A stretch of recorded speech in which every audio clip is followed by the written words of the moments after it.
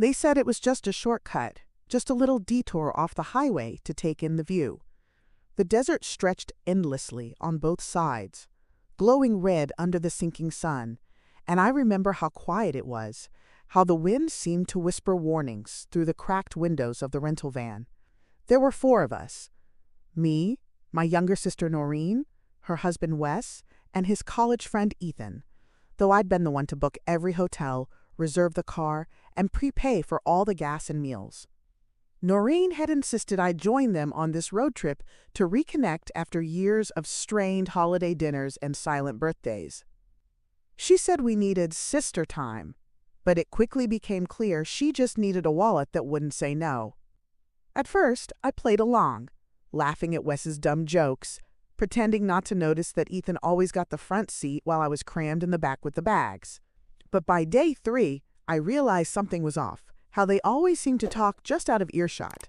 How I was never included in the late-night planning meetings after we checked into the motels. That night, as we pulled off into a ghost town with a diner that hadn't served a meal since the 90s, I saw Ethan whisper something to Noreen before she turned to me with a fake smile.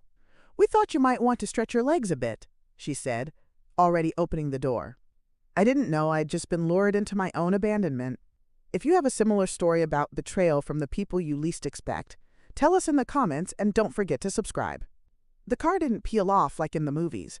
It drove away slowly, almost politely, the taillights growing smaller until they blinked out behind a curtain of dust. I stood in the middle of the road, still holding the plastic bag of snacks I'd just bought, unable to move or scream or even breathe properly. My sister didn't look back, not once, and that hurt more than the miles of desert suddenly wrapped around me like a trap. I remember blinking at the stars as they began to appear, faint but sharp, like cold needles scattered across the sky. My phone was at 8%, no signal, no charger, and every building in that crumbling town looked like it had been dead for decades. I walked toward the gas station where we'd stopped earlier, hoping maybe someone had stayed behind. A worker, a janitor, anyone. But the place was locked up, the payphone broken, the windows barred with rusted wire. I sat on the curb and waited, hoping it was a cruel joke. A twisted prank that would end with laughter and gotcha. I tried calling Noreen, but the call failed, and when I texted, "Why did you leave me?" the message just hung there unsent. A cruel echo. I stayed there for over an hour before I finally stood up, wiped my eyes, and remembered something important. They had no idea everything was still in my name. They thought I was the weak one, the boring older sister who worked in tech support and lived alone with her books and herbal teas. But I was also the one who'd managed the entire trip from start to finish. Every booking, every reservation, every credit card used. The rental car was under my name, the hotels linked to my email. And I had the power to cancel every single thing they thought they'd already taken from me. That realization didn't bring me joy. It brought a kind of cold focus, the kind I hadn't felt since our father's funeral, when I was the only one who could figure out how to close his accounts and deal with the will. I walked back to the diner, found a back window that wasn't completely sealed, and slid myself inside. The air was thick with grease and dust, and the broken ceiling fan creaked above me like it was sighing. There was a rotary phone mounted behind the counter, and I prayed it was still hooked up to a landline.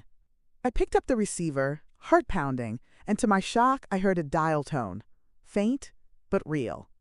I called roadside assistance first and gave them the exact address, then called the car rental company and reported the vehicle as separated from the primary contract holder. Next, I opened my banking app and revoked access to the travel cards I'd handed out for emergencies only. Then, I sat behind the counter and waited.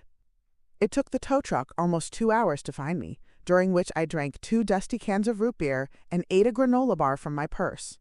The driver's name was Marla, a woman with sun-creased skin and kind eyes who didn't ask too many questions. She gave me her jacket when she saw I was shivering, and I didn't have the strength to refuse. "You got folks coming, back for you?" she asked as we pulled out of that skeleton of a town. "No," I said quietly, watching the desert swallow the diner whole in the rearview mirror. "They already left." She didn't push me further, just nodded and turned up the radio, letting the sound of old country songs fill the silence. I told her I needed to get to the nearest town with a hotel, and she promised to take me all the way there, no charge. "You don't look like someone who deserves to be left behind," she added. I didn't answer, because even I wasn't sure if that was true anymore. We arrived in Farridge, a dusty town with one blinking traffic light and a motel called Sunset Haven that had seen better decades. I checked in under the same alias I'd used for the booking's Helena ward and paid cash from my emergency envelope. The room smelled like mildew and old bleach, but it had a working lock and a warm shower, which was more than I'd expected after being dumped like a bag of garbage. After washing off the sweat and fear, I sat on the bed and opened my laptop, grateful I'd stuffed it in my tote before we stopped.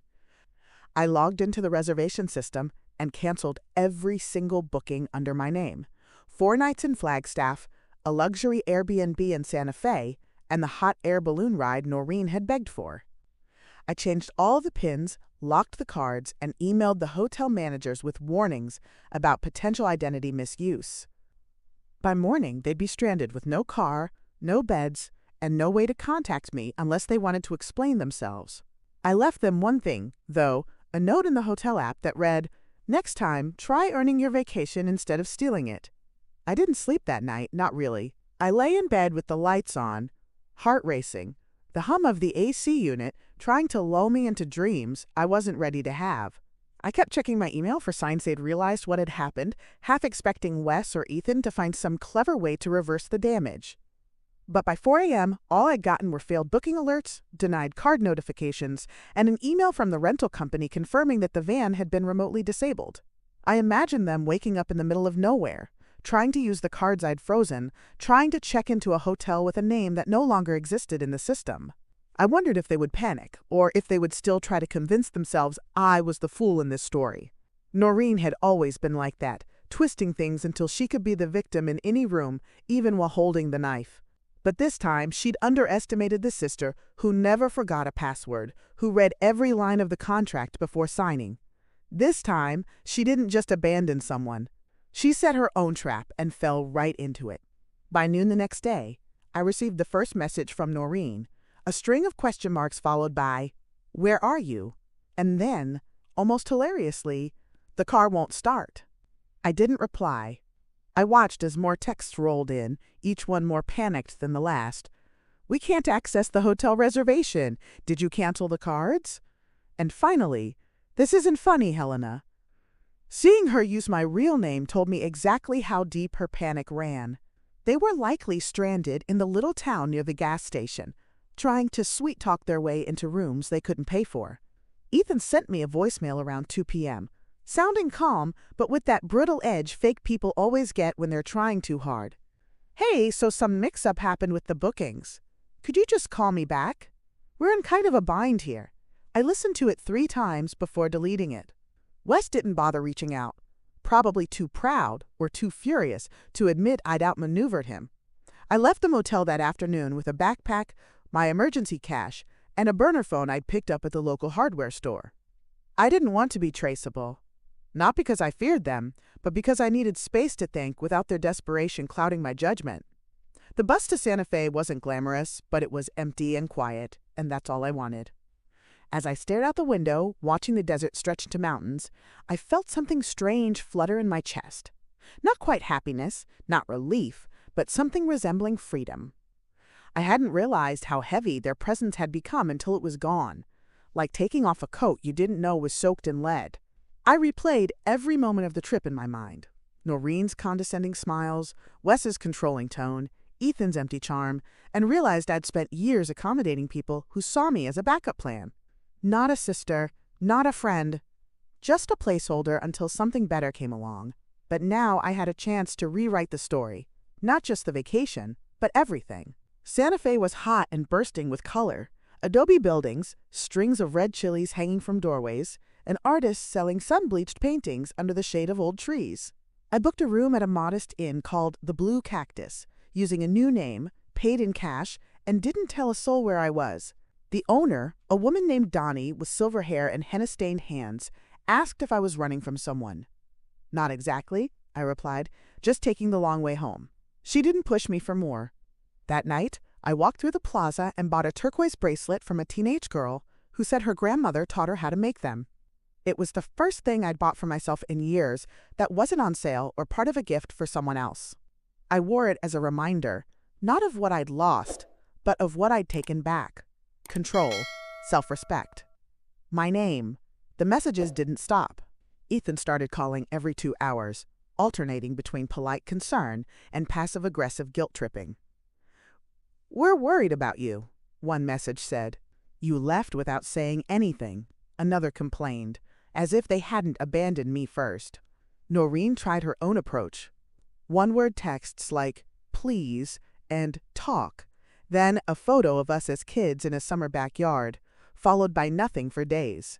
I knew what they were doing, trying to trigger nostalgia, hoping I'd remember the version of us that once shared secrets under blanket forts and whispered dreams into the dark. But I wasn't that girl anymore, and the people I once trusted had proven they didn't exist anymore either. I let the silence stretch, let their discomfort grow while I explored every art alley and hidden cafe Santa Fe had to offer. Every step I took without them made me feel more alive, more solid. I didn't owe them anything, not even closure. By the end of the week, I visited the bank in person to finalize the closure of the shared travel account. The clerk, a tired woman in her 40s, barely glanced at me before processing the freeze. "Any reason for shutting it down?" she asked casually, tapping her nails against the desk. I smiled and said, "Just a change in travel companions." She chuckled without asking for more. On my way out, I dropped the last 2 travel cards into a nearby trash bin, Wes's and Ethan's. I imagined them trying to use them at some late-night diner or rundown motel and getting nothing but declined errors. It wasn't revenge, not really. It was a boundary drawn in steel. If they had wanted loyalty, they should have started with honesty. 3 days later, Noreen sent one last message, a long paragraph riddled with contradictions. She was sorry, she said, but also confused. She hadn't meant for things to go so far. She wanted to explain but didn't know how. "You always take everything so personally," she wrote, a phrase I'd heard from her since we were teenagers. "We just thought you'd catch up later." That was the lie that broke me. The suggestion that abandoning me had been harmless, a joke I was too uptight to laugh at. I stared at her words for a long time before deleting the thread entirely. She hadn't reached out because she missed me. She'd reached out because the trip had collapsed without me holding it together. I started leaving my room earlier each morning, joining the innkeeper Donnie in the courtyard, where she taught yoga to other guests. I wasn't good at it. My balance was terrible and my shoulders ached after 20 minutes, but I kept coming back because it reminded me that I was still learning who I was without them. One morning, as I was rolling up my mat, Danny said, "You look different than when you checked in." I asked if that was a good thing. "You were all static, like a TV on a broken channel," she said. "Now you're tuned in." I smiled, not knowing how to respond, but appreciating the strange clarity of her metaphor. I wasn't healed. I wasn't whole. But I wasn't broken anymore either, just becoming something new. Then, one morning, the calls stopped. No more messages. No more voicemails. Not even a seen notification when I sent one final message that read, "I know what you did. I'm not coming back." It was as if they'd vanished. Or maybe just moved on to someone else's generosity. For a while, I worried something had happened to them, that maybe I'd gone too far. But I reminded myself they were 3 grown adults who had plotted to strand me in a dead town. Whatever consequences they faced were of their own design. I didn't need to feel guilty for escaping. I needed to feel proud, and for the first time in years, I did. It wasn't until I received the email from the hot air balloon company that I realized just how far they had gone without me. Unfortunately, due to invalid payment authorization, your reservation has been canceled. It read, addressed to me because I was still listed as the primary contact. They had tried to go ahead with the experience without my consent, using my name and identity as if I were some distant, silent benefactor. I pictured them arriving at the launch site, probably bluffing their way through check-in, only to be turned away like grifters exposed at a masquerade. The image brought a quiet satisfaction, but it also stirred something colder, the kind of betrayal that burrows beneath your ribs and settles there, sharp and permanent. I hadn't just been ditched. I had been erased, reduced to a bank card and a name on a list. Noreen hadn't just left me behind. She had tried to replace me with the version of me that handed over everything without asking questions. That version had died somewhere on that road, and the woman who had risen from the desert dust was no longer interested in being anyone's foundation. If they wanted to build their dreams, they would have to do it without stealing my bricks. The longer I stayed in Santa Fe, the more the silence stopped feeling empty and started feeling like peace. I spent mornings sketching in the plaza, even though I hadn't drawn in years, and afternoons reading in the courtyard with Donnie's cat curled beside me like a silent protector. I wrote lists in a small leather journal, not of chores or responsibilities, but of things I wanted to do simply because I wanted them. Try red lipstick. Learn to make mole sauce from scratch. Dance in public without apologizing. Each item felt like an act of rebellion, a reclamation of the years I had spent making myself smaller for the comfort of others. I didn't tell anyone where I was because for once, I didn't owe anyone my whereabouts. I didn't need to prove I was useful or generous or forgiving. I just needed to be whole, and that would take time I was finally willing to give myself. One evening, while wandering the narrow side streets near the old mission, I found a small gallery with watercolors of desert storms and women with thundercloud hair. The artist, a middle-aged woman with calloused hands and eyes that had seen their share of storms, asked if I was local. "Just passing through," I said, but even as I said it, I felt the lie in my chest. I was no longer passing through anything. I was rooted, grounded in the quiet aftermath of choosing myself. The artist, whose name was Juna, invited me to her workshop the next morning, and without thinking, I agreed. The next day, I stood at her easel, awkward and self-conscious, but something in the soft scratch of the brush against canvas felt familiar, ancestral. We painted in silence for hours, and when I finally stepped back to see my first attempt, I felt a lump in my throat. It was crude, messy, too blue in places and too flat in others, but it was mine. Juna didn't compliment it. She just nodded and said, "It's honest." That was all I needed to hear. A week after the silence began, a letter arrived at the Blue Cactus, forwarded from the last motel. It was handwritten, the envelope creased and smudged with what looked like sweat and panic.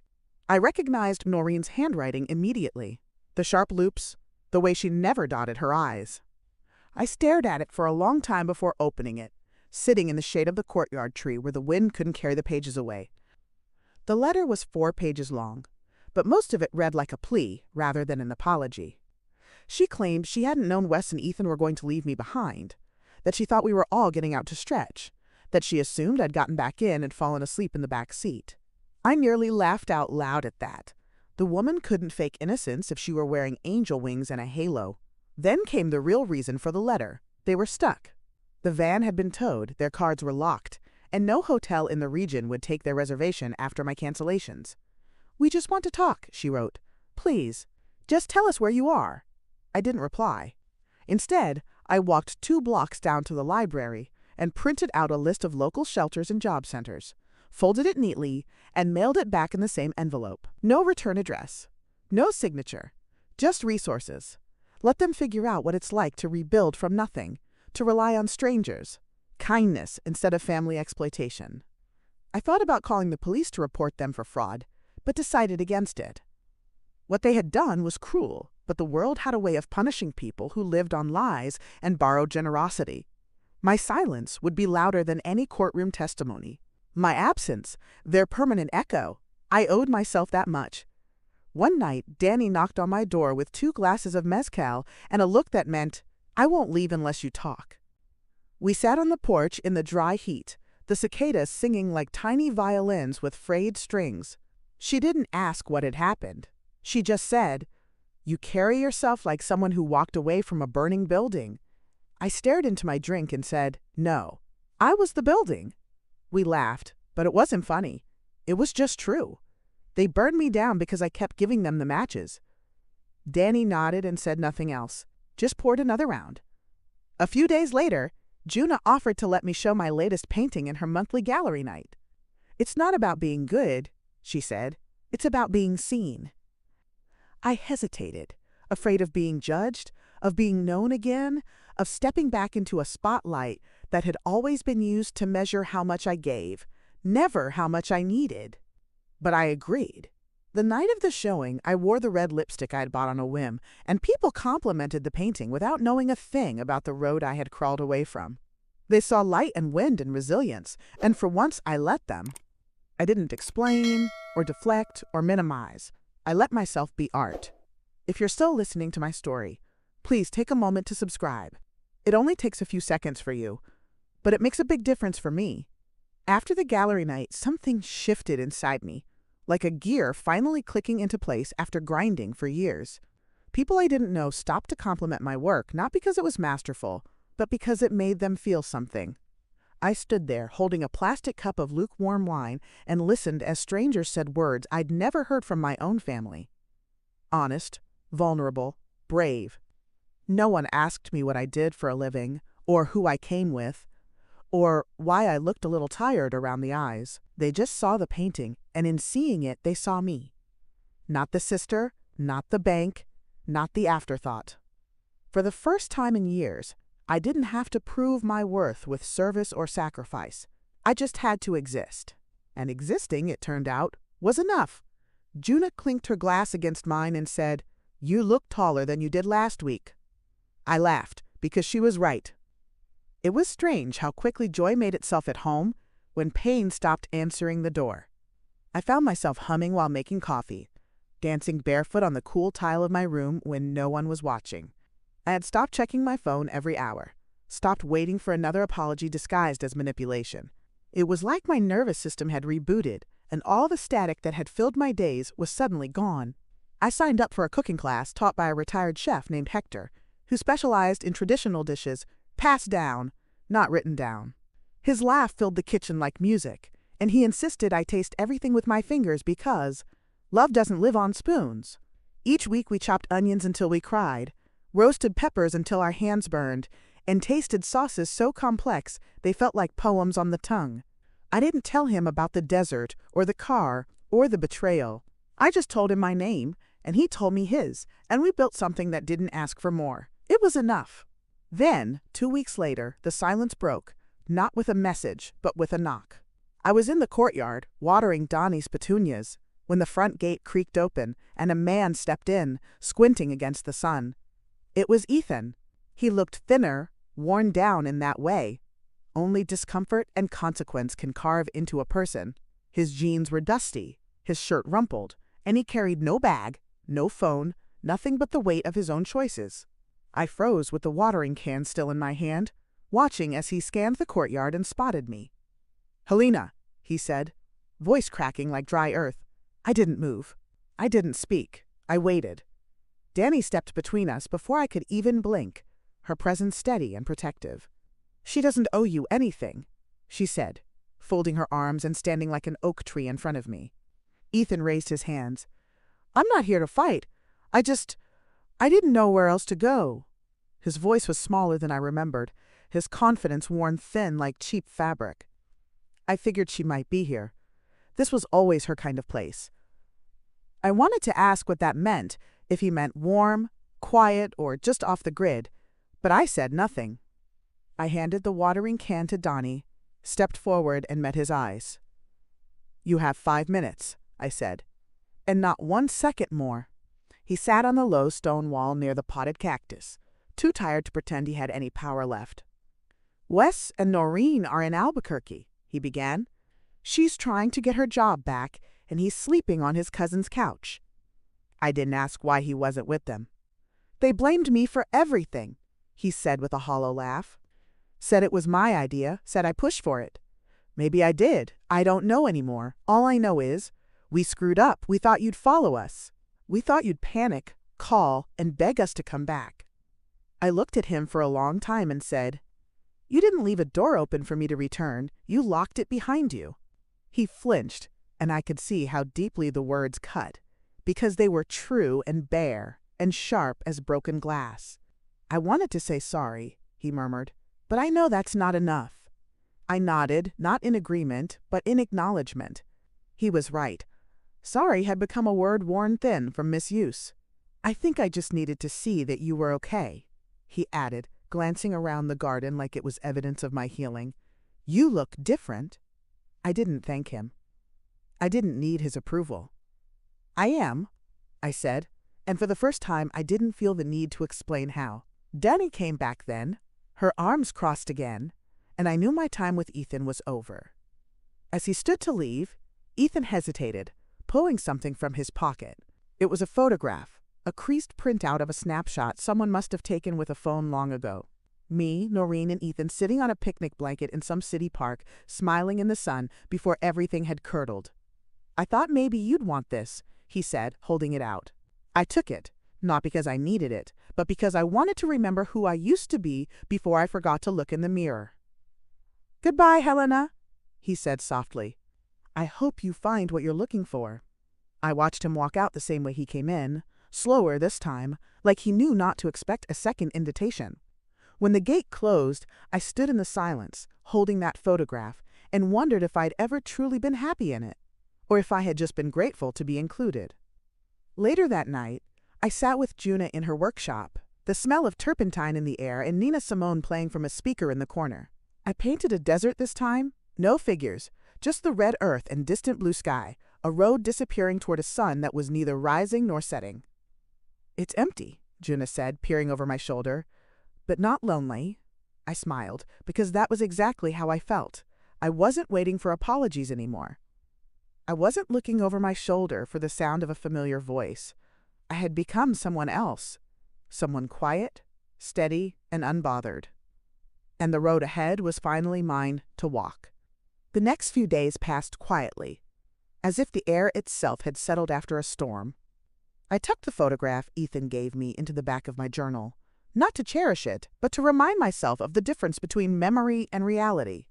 That picnic had felt warm at the time, but now I could see the strain behind my own smile, the way my hand had clutched the edge of the blanket while the others leaned into each other like a private joke. Danny didn't ask what happened after Ethan left, and I didn't offer anything more than he was looking for closure. She just nodded and poured me a second cup of hibiscus tea, her silence saying more than questions ever could. Juna, on the other hand, noticed the shift in my painting. My latest canvas showed a solitary tree growing out of a split rock, its branches reaching wide. "You're anchoring," she said, tracing a finger just above the dried paint. "And you're no longer afraid to take up space." I didn't respond, because she was right, and I hadn't realized it until that moment. I was no longer trying to be small. Later that week, while walking through a weekend artisan market, I spotted Noreen before she saw me. She was standing near a booth of woven scarves, sunglasses perched on her head, her mouth slightly open like she was lost or arguing with herself. Her hair was unkempt, not in the effortless way she used to claim as boho, but in the way stress reveals itself through neglect. She wore the same travel jacket from our road trip, now wrinkled and sun-faded, with a tear in the sleeve that she hadn't bothered to fix. I froze, instinct telling me to duck behind the closest stall, but then her eyes found mine and widened. For a full 5 seconds, neither of us moved. Then she stepped toward me, slowly, cautiously, like someone unsure if the bridge between them still stood. "Helena," she said, voice trembling more than I thought Noreen's ever could. "I didn't know you were still here." I could have said a dozen things in that moment, but all I managed was, "I didn't know you were looking." We walked to a nearby bench without speaking, the tension thick enough to press against our skin. I noticed how her hands shook slightly when she folded them in her lap, and for the first time, I didn't feel pity. I felt distance. Not cruelty, just clarity. "You look different," she said eventually, not smiling. "Lighter." I nodded, watching a child chase a paper kite across the plaza, its string taut and fluttering. "You look like you haven't been sleeping," I replied. Noreen flinched, and for once, she didn't deflect. "I haven't," she admitted. I keep replaying it in my head. The road, the dust, the way the car felt so quiet after we drove off. Her voice cracked, and she blinked fast, like she was trying to contain something that didn't want to stay in. "I didn't know they were going to leave you like that," she said, and I waited for the rest. The excuse, the pivot, the twist that would make her the victim again. But I didn't stop them either. That landed differently. It was the first true sentence she'd spoken to me in years, free of blame or spin. "We talked about you like you were a utility," she added, quieter now, as if confessing a crime in church. Like you were the power source for a trip we deserved more than you did. I said nothing because I needed her to sit in her own words, to hear them echo. Wes blamed Ethan. Ethan blamed me. I blamed you for making everything about the money. She looked at me then, eyes red but dry. But the truth is, we all knew you paid for it. Every room, every tank of gas, every meal. I could see the shame crawl up her neck like a rash. I let the silence stretch, not out of cruelty, but out of discipline. I had learned not to rescue people from their own discomfort. I planned that trip to try and fix us, I said at last. But you saw it as a payout, not a reunion. Noreen's head dropped, her hair falling into her face like a curtain. I didn't know how far gone I was, she whispered. I thought if I could just control the trip, maybe I could control everything else that was falling apart. She looked up, eyes swollen and honest. Wes is gone. He left a week ago. Took a bus back to Missouri. Said he didn't marry me to babysit regret. I didn't know whether to feel relief or grief on her behalf, so I chose neither. What do you want from me? I asked, voice calm but firm. Noreen looked away. I don't know. Maybe just not nothing. Back at the blue cactus, Danny was waiting for me with 2 bowls of caldo and a raised eyebrow. Unexpected reunion? She asked, handing me mine. I nodded and sank into the patio chair, feeling the ache of the day settle into my bones. She's unraveling, I said, and trying to sew herself back together with apology thread. Danny stirred her soup slowly, letting the silence answer for a while. Do you still love her? She asked finally.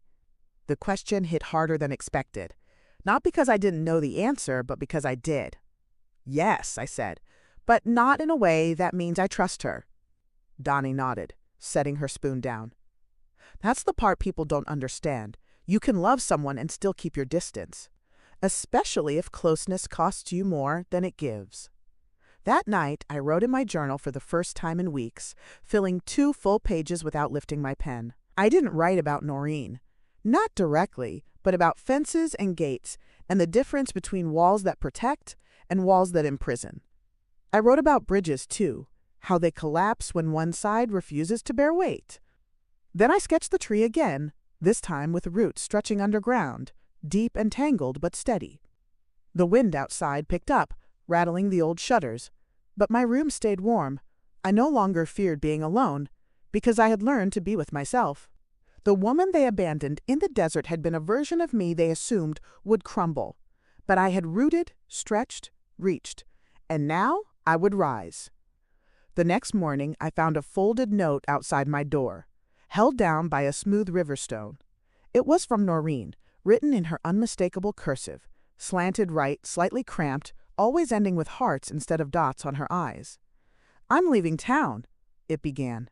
I don't think I should stay where I've done so much damage. The letter wasn't long, but it was raw, full of broken sentences and crossed-out phrases, like she didn't know how to talk to me without twisting the truth. She didn't ask for forgiveness, not directly, only space, and maybe a future where conversation could happen without history interrupting every word.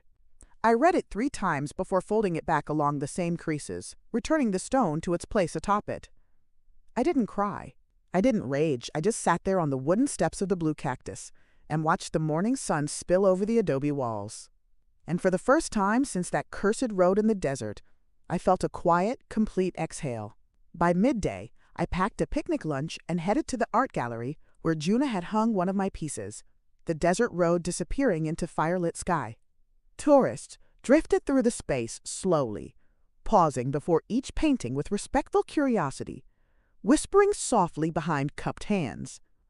I stood unnoticed near the window, watching a couple linger in front of mine, their fingers entwined, their eyes silently studying every brushstroke. It feels like standing in the middle of nowhere and still hearing your own heartbeat, the woman murmured. The man nodded, then added, like being left behind and realizing you were the destination all along. I didn't say anything, didn't introduce myself, just listened and let their words land like petals across my shoulders. They moved on to the next piece, unaware that I had just been given one of the greatest compliments of my life. I sat on the bench in a corner, my lunch unopened, my appetite swallowed by wonder. I hadn't been seen, I had been understood. There's a difference, and it's everything. That evening, I made dinner with Hector and two of the other women from his class, a mother-daughter duo who bickered constantly but couldn't stand to be apart. We made tamales, laughing so hard that I dropped an entire spoonful of masa on the floor and slipped, trying to clean it up. Hector clapped his hands and declared it a, quote, kitchen baptism, saying I was now officially part of the family. The mother rolled her eyes, the daughter teased me about my slow folding technique, and I found myself smiling without needing to think about it. After dinner, we sat on the patio, stringing paper lanterns across the awning in preparation for the upcoming festival. The daughter, her name was Camila, asked if I'd ever danced in a parade, and when I said no, she gasped like I'd confessed a crime. "Then you have to," she said, eyes wide and unflinching. "You're too full of color now to stay on the sidelines." I didn't answer right away, but I knew she was right. I'd spent years painting others, lives brighter while standing in my own shade. The festival came 2 nights later, turning the sleepy town into a river of light and music. Lanterns swayed like stars caught in strings, and the air smelled of roasted corn, cinnamon, and something floral I couldn't name. Donnie handed me a sash made of embroidered marigolds and tied it around my waist without asking permission. "Now you match the courage you've been carrying," she said simply. I joined the others in the square, where dancers in skirts that spun like pinwheels led children through choreographed chaos. Camilla grabbed my hand and pulled me into the center just as a new song began, faster than anything I'd danced to in years. I stumbled at first, but the rhythm found me. Or maybe I found it. Like a memory returned after too long hidden. My feet remembered joy, my arms remembered freedom, and my mouth remembered how to laugh without apology. For a moment, I was the woman I'd once believed I'd lost. Vibrant, uncontained, untethered to anyone else's expectation, and the world did not fall apart.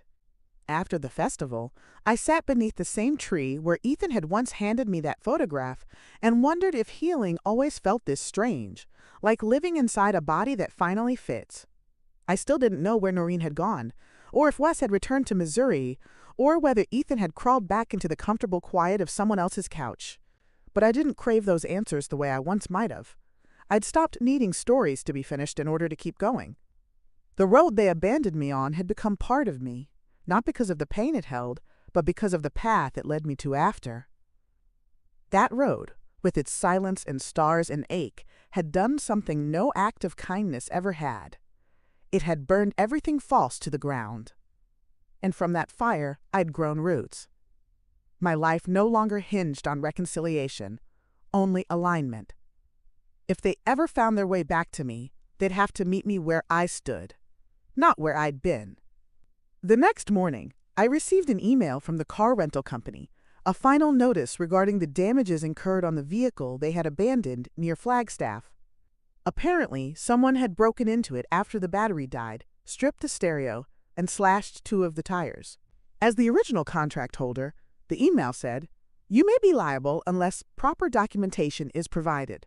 I stared at it for a full minute before forwarding it to the regional office with the attached report I'd filed weeks ago, including timestamp screenshots of every reservation, cancellation, and name linked to the cards.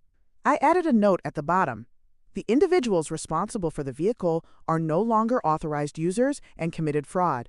If you have further questions, my lawyer will be in touch.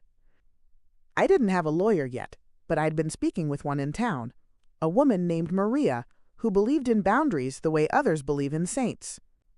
I knew Noreen, Wes, or Ethan might try to blame me to save themselves, but it no longer scared me.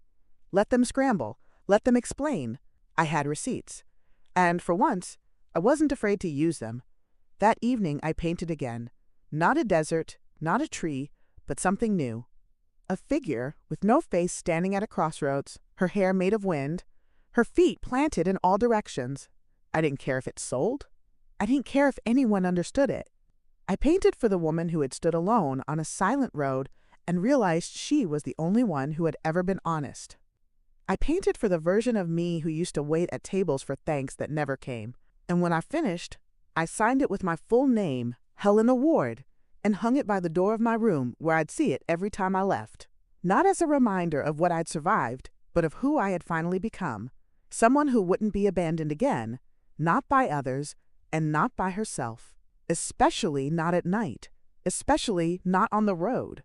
It was almost a month later when I received the voicemail that stopped me in my tracks. I had just come back from the market with a bag of fresh squash blossoms when I saw the missed call from an unfamiliar number. The message was from Wes, his voice quiet and strained, like someone who hadn't spoken out loud in days.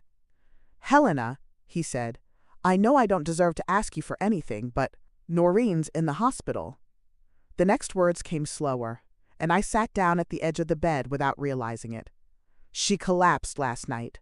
Exhaustion, dehydration, and something about a panic episode. They said she's stable now, but she's not speaking much." He paused, swallowed audibly. "She asked for you." That sentence landed like a stone in my chest. Not because I missed her, but because I didn't know if I could face the version of her that had finally cracked. I didn't answer the call right away. Instead, I walked down to the cafe where Danny was sweeping dust from the walkway. She looked up, took one look at my face, and nodded without needing to ask. We sat at our usual table, the umbrella casting a circle of cool shade as I explained what Wes had said. Danny didn't speak for a while, stirring her tea in slow, thoughtful circles. "Do you want to go?" she asked eventually, not judging, just holding the space. "I don't know," I admitted, staring at my hands. "I don't want to be the one who runs to clean up the mess again, but I also don't want to carry the weight of not showing up, if this really is different." Dani tilted her head. "Showing up doesn't have to mean staying." Her words lingered, like the scent of jasmine on a breeze. I took a bus the next morning, not because I was ready, but because I needed to see her with my own eyes, to determine if this was another performance or the beginning of truth. The hospital was tucked between two faded apartment complexes, the kind with peeling paint and parking lots that never quite emptied. Wes met me outside, his face drawn and clothes rumpled, as if he hadn't left the waiting room in days. "She hasn't spoken to anyone but the nurses," he said, leading me inside. "When I told her you might come, she just nodded. That's the most I've gotten from her in 3 days." I didn't know what to say, so I said nothing, just followed him past the sliding doors and down a corridor that smelled of bleach and quiet defeat. Noreen's room was small, clean, and sunlit in that eerie hospital way that makes everything look too fragile. She was curled on her side, eyes half closed, a wristband peeking out from under the blanket.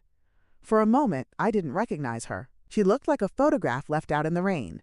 Colors faded, edges curled, the shape of something once familiar now blurred beyond certainty. I stepped into the room and closed the door behind me, the latch clicking louder than I expected. Noreen opened her eyes, and for a long stretch, neither of us spoke. She didn't smile, didn't flinch, just blinked slowly as if unsure whether I was real. "You came," she whispered, voice raspy from disuse. "I did," I replied, not moving closer, not sitting down. "Why?" she asked, and for once, it wasn't accusatory. It was curious, like a child asking why the moon follows the car. I thought about lying, saying it was duty or guilt or closure, but instead I said, "Because you asked." She nodded slightly and turned her face toward the window, letting the silence stretch like gauze between us. I stood there for 10 minutes, maybe more, before she finally said, "I'm sorry." I didn't accept it, not out of cruelty, but because I needed to hear more. "For what?" I asked, keeping my voice steady. Noreen's eyes glistened, but she didn't cry. "For using you," she said. "For letting them leave you in the dark like trash on the side of the road. For pretending it was okay to take and take and take, just because you never said no." Her voice cracked, but she pushed forward. "You were the only one who ever showed up for me, and I treated you like a safety net I hoped would tear." That last sentence startled us both. And now I'm lying here, and for the first time, no one's fixing it. I wanted to reach out and touch her hand, but I didn't. I needed more than apology. I needed honesty. "Do you remember what I said when you showed me the itinerary for the trip?" she asked, voice brittle. I shook my head. The days leading up to that disaster had blurred into a single smear of unease. I said, "You're spoiling us," Noreen whispered. "But what I meant was, how are you affording this?" I'd already started thinking of ways to make it mine, to take what you were offering and pretend it had been mine all along."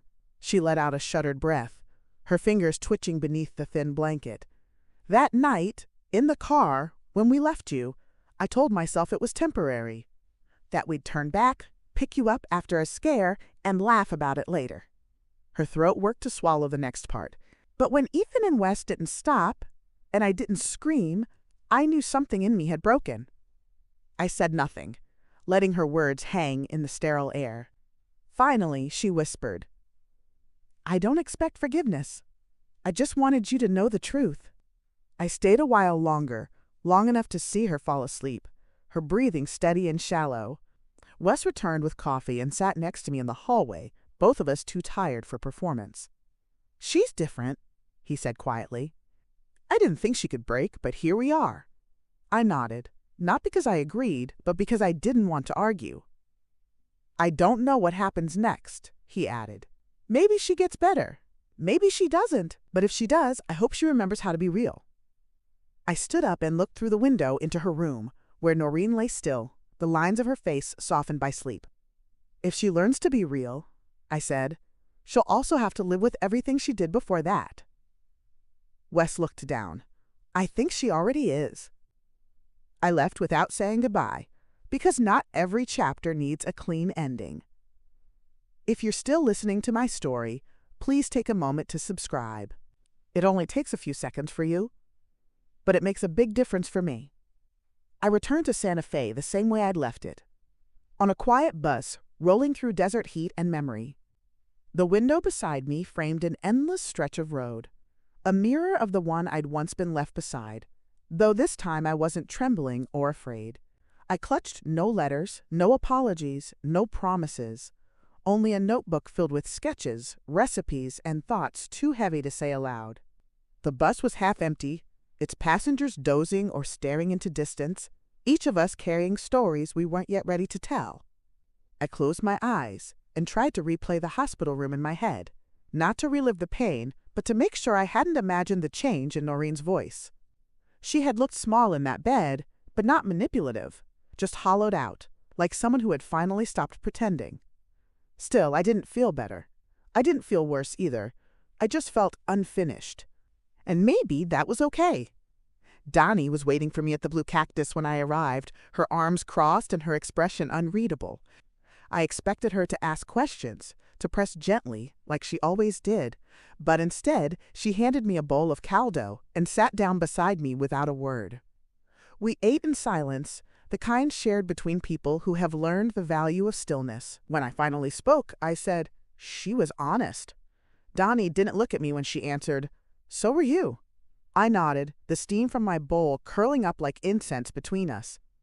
"I don't think I'll ever trust her again, not fully," I said. "That's not required," Danny replied, dipping her spoon. "Love and trust are not the same thing. One is a gift, the other a boundary." I stared down at my food and realized I was starving. The next morning, I returned to Juna's studio with a half-finished painting under my arm and a full heart in my chest.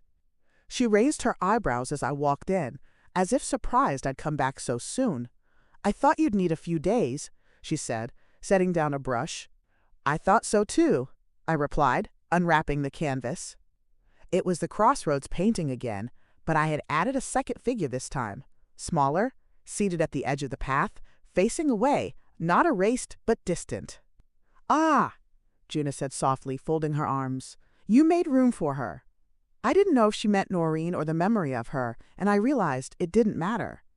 I wasn't painting to fix anything. I was painting to make sense of what had broken. That afternoon, I found an envelope slipped under my door. No return address. Inside was a bus ticket, Albuquerque to Santa Fe, next Friday, and a note that simply read, "If you're ready, no expectations." It was Noreen's handwriting, neater than in her hospital letter, steadier somehow. I stared at the ticket, the ink smudged from where my fingers had trembled. I set it on the windowsill and didn't touch it again for 3 days. During that time, I asked myself 100 times what readiness even meant. Was I supposed to welcome her back? Offer forgiveness like a glass of water after a long walk? Or was showing up for the conversation enough, even if nothing came of it? I didn't know, but I did know this.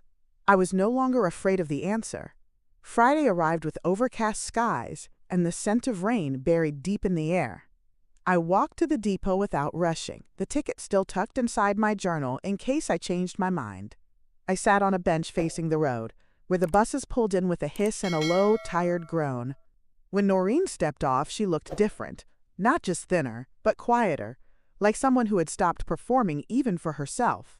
Her bag was small, her clothes plain, and her face was bare of makeup. When she saw me, she didn't smile. Just walked toward me like someone approaching a memory she wasn't sure she'd earned back. "Hey," she said, stopping a few feet away. "Hey," I answered, and then we just stood there, letting the pause do what words couldn't. We didn't return to the blue cactus right away. Instead, we walked along the plaza, our footsteps matching without effort, like some echo of the past still existed between us. She asked about Juna, about Donnie, about the people she remembered, only in passing from the background of my new life. I answered with short sentences, not unkind, but careful, like handling glass that had once shattered. We ended up at a small cafe with yellow umbrellas and a view of the mountains. Over coffee, she said, "I'm not here to undo anything." I nodded. "Good, because nothing can be undone."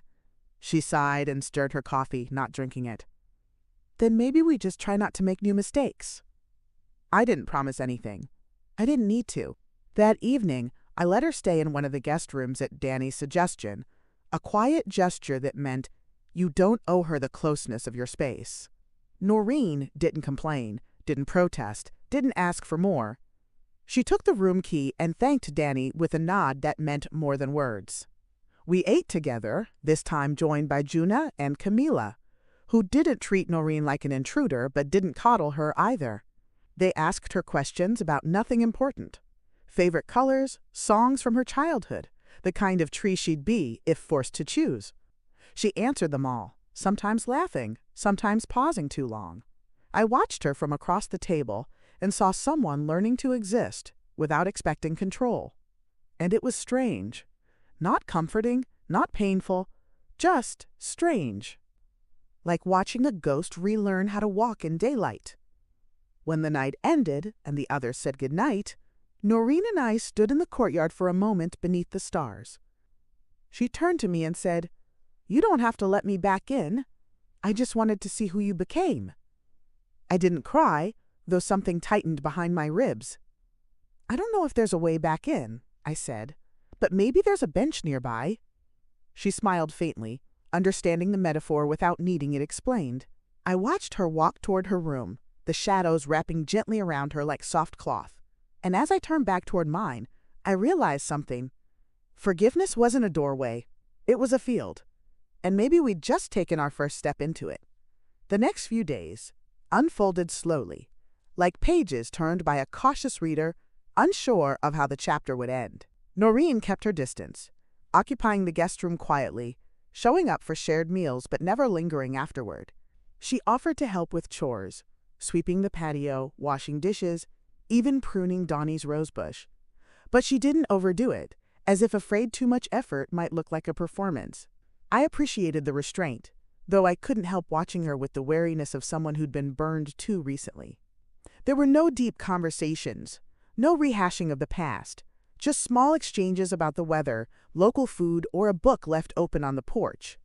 Camila seemed to take it upon herself to act as a buffer, inviting Noreen to art class or asking her to help prep tamales without making it feel like an olive branch. Juna remained distant, not cold, but protective. Her loyalty was unspoken but firm. Donnie, of course, saw everything and said very little, just offered her signature looks that made you reflect without realizing it.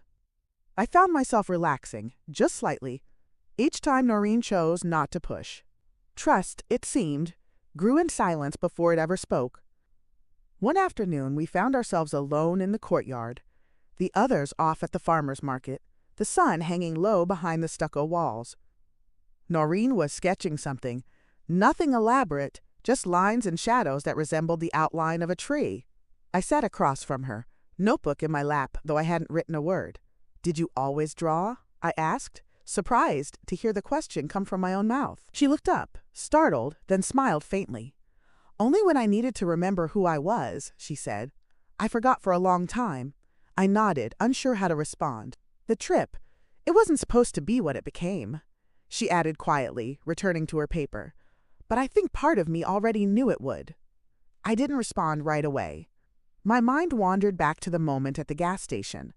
The clatter of the restroom door closing behind me. The flickering fluorescent lights overhead. I remembered stepping out and realizing the car was gone, and how silence in that moment was louder than any scream. "I think I knew too," I said finally. I just didn't want to believe it. The air shifted between us, not colder, but heavier, like the moment before rain begins when everything holds its breath. "I hated myself for weeks after," she whispered. Her pencil paused mid-curve. "But I hated you more at first, because you weren't there to fix it like always." That admission didn't sting the way I expected. It just felt like a truth that had needed daylight. "I know," I replied. That night, Donnie made pozole and set the table for all 5 of us beneath the hanging lanterns. It felt like a celebration, though no one called it that. Just an evening thick with possibility, like the air before spring breaks through winter. Noreen passed the bowls without trying to dominate the conversation, laughed softly when Camilla teased her, and asked Juna about her next show without a hint of agenda. The shift was subtle, but I saw it, not just in her behavior, but in how the others began to respond. They weren't warming to the version of her who had arrived that first night. They were warming to someone new, someone quieter, someone more present. I felt something loosen inside me, like a knot that had stopped believing it needed to stay tied. After dinner, Juna offered Noreen a small canvas and a brush, saying only, "Paint something no one else will see." It was the first time Juna had spoken to her directly. The gesture wasn't forgiveness, but it was a door left ajar. In the morning, I found a note on my chair in the courtyard, written in Noreen's looping script. "Leaving for the weekend. I need space to think without being watched. I'll be back Monday if you want me to be." There was no address, no phone number, just the date of return. I read it twice and folded it carefully, placing it between the pages of my sketchbook. I didn't feel panic or abandonment, just an odd sense of trust in the absence. She had learned to walk away without disappearing. That alone felt like progress. I spent the weekend painting in Juna's studio, helping Danny with the herbs, and even taking a walk to the old mission with Camilla. The quiet didn't feel empty. It felt earned. On Monday, just before sunset, Noreen returned. She carried no bags, wore no makeup, and looked like someone who had taken a long journey without traveling far. I was in the kitchen preparing coffee, and she stepped in without knocking, pausing at the doorway as if waiting to be invited. "Did you find what you were looking for?" I asked, not turning away from the stove. "Not yet," she said, "but I found where I want to start looking." I poured 2 cups and handed her one. We sat on the patio and watched the sky turn every shade of fire before fading into lavender. No apologies, no rehashing, no grand speeches. Just coffee and twilight and the sound of belonging arriving slowly. Later that evening, I opened my journal and finally wrote the thing I'd been avoiding for weeks. They left me on the road because they didn't know who I was, but more importantly, neither did I. The words didn't feel angry. They felt honest. I kept writing, not to finish anything, but to continue. I wrote about Noreen's silence in the hospital and Wes's voice on the voicemail. I wrote about Ethan's apology and how it came too late but still meant something. I wrote about the desert, the diner, the broken phone, the stone that held her letter down. And I wrote about forgiveness, how it's not a transaction, not a single act, but a slow unfolding, like a desert bloom that waits for just the right rain. And for the first time, I believed I might be blooming too. Spring arrived in Santa Fe like a quiet miracle. Sudden bursts of color in alleyways, hummingbirds darting between wildflowers, and sun-warmed adobe walls that smelled faintly of rain and clay. Life at the Blue Cactus unfolded in rhythms I had come to cherish. Mornings in the courtyard with Donnie's fresh bread, afternoons in Juna's studio with open windows and oil paint on my fingers, and evenings with Camilla, who now called me her accidental aunt. Noreen stayed, not in my room, not even in my orbit, but near, like a satellite learning a new path around a different kind of gravity. She started painting again, privately at first, canvases she kept in her room and showed to no one. Then, one day she left one on the kitchen table with a note. "If this doesn't belong here, you can throw it out." It was a portrait of a road cutting through a desert, with a lone figure walking toward the horizon, head held high. I didn't throw it out. I hung it in the hallway between the kitchen and Danny's library. Every time someone passed it, they paused, not because they recognized the story, but because they recognized the feeling. Camilla organized a small gallery event that May, inviting local artists to display one piece each on the plaza near the fountain. Juna insisted I show the crossroads, while Noreen hesitated until Danny simply signed her up without asking. "You don't have to be proud," Danny said. "You just have to be willing." That night we stood side by side in the soft light of hanging lanterns, our paintings only a few feet apart. People walked through slowly, sipping wine, murmuring kind things, sometimes nothing at all. A woman stopped in front of Noreen's piece, a second version of her desert road, this time with two figures walking parallel, not touching, but not distant either. "It's not forgiveness," the woman said thoughtfully, "but maybe it's grace." Noreen didn't reply, just watched as the woman moved on, her eyes full of something that wasn't sadness anymore. When Juna passed us with 2 glasses of wine, she said, "You both have more courage than most people have in their entire lives." I didn't know if that was true, but I knew we'd earned the right to try. Eventually, Ethan wrote again, a letter this time, mailed to the inn with no return address and a single sentence on the envelope. No expectations. Inside, he explained that he had moved back to Arizona, was working with a veterans outreach program, and had started going to group therapy after seeing a flyer at a bus stop. He didn't ask for contact, just said he had thought about that road every day since and hoped, wherever I was, I had found something better than what he left me with. I read it on the patio with a warm cup of tea, then passed it to Donnie, who read it silently and handed it back without a word. I didn't reply, not because I held a grudge, but because the letter felt like its own kind of closure. Not a door, but a line drawn gently in the sand. Wes never reached out again, and I stopped expecting him to. Some people vanish because it's easier than transformation. Others stay because even in their guilt, they believe they're still the victim. And sometimes you just have to let the silence be the answer. By midsummer, Juna offered me a teaching slot at her studio, beginner painting for women over 40, no prior experience required. "Most of them won't even care about the art," she said. "They'll come because they want permission to exist again." I accepted. Not because I thought I had all the answers, but because I knew what it was like to need that permission and not know how to ask for it.